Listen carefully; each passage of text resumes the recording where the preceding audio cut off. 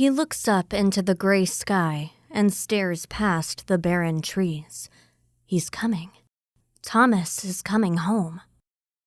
They found out yesterday when a family friend came in from town. Since the phone lines went down, they have to rely on the ham radio operators that have set up shop in town. Most of the town is abandoned, but there is one store that stays open, and inside that is a ham radio set that is monitored 24 hours a day. Thomas is coming home. His wife is in the kitchen. Thomas should be arriving today, and she is preparing for the meal. Thomas was always a good boy. He always did well for his parents. He went off to fight the fight with his friends. He still remembered how proud he was when he saw his son in his uniform. Then the wars came. Then the biological stuff.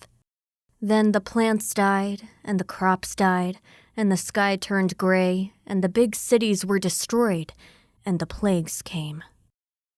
They thought he was dead, and then came the message. He was fine.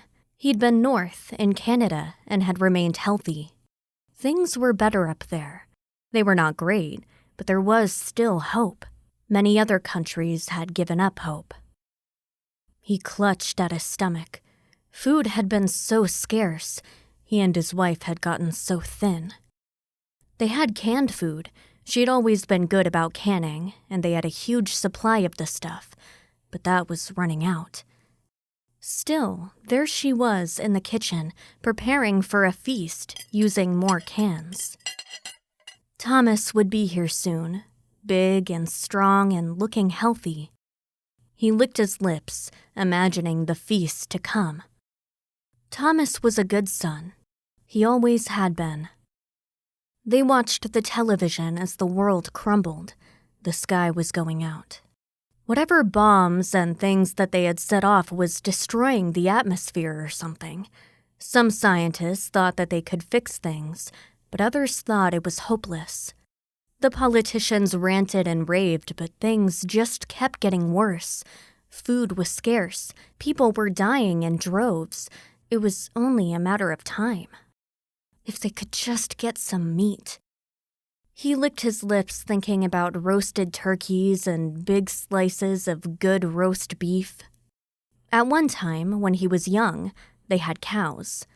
Those cows were long gone. Most of the cows were long gone. So were the sheep and pigs and even most of the dogs and cats and birds. The world was dying. Soon, he figured, the planet would just be another barren rock floating in the endless void. But not before Thomas came home. Maybe Thomas could make things better. At least, he thought, for a little while. Maybe he could make them better for a while. How long before it got bad again, though? And what would they do then? He squinted into the distance. A figure was there.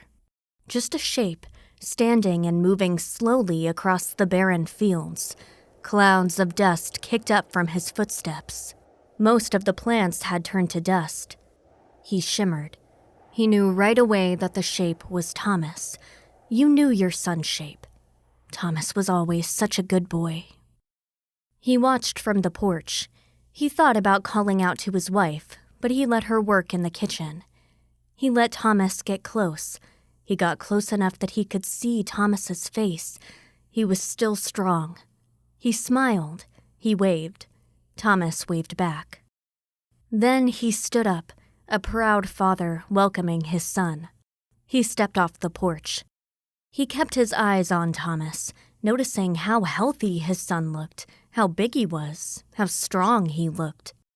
Meanwhile, his own clothes hung off his body, and his walk was slow, shambling, staggering. They met in the front yard. Thomas said hello, and his father smiled. He opened his arms, and Thomas fell into them. He told Thomas he was a good boy. He told Thomas that he was a good son. Then he pulled the knife out of his belt. Thomas gasped, his eyes wide, when it buried to the hilt in his back. He fell to the ground and was gone seconds later. It took both him and his wife to drag him into the backyard. He stood there later, looking at the meat roasting over the fire he built in the backyard. He could not stop salivating. The meat blackened. The smell was amazing. Inside, she made final preparations and also cut up the rest of the meat so it could be frozen. He watched the meat closely. He licked his lips.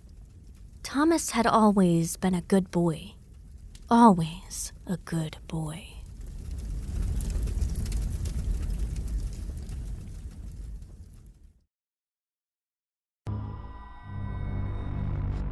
Thanks for listening to When the Night Comes Out Jump Scares. Be sure to like, share, and review. You can binge our first 2 seasons of full-length stories now. Until next time, try to stay safe when the night comes out.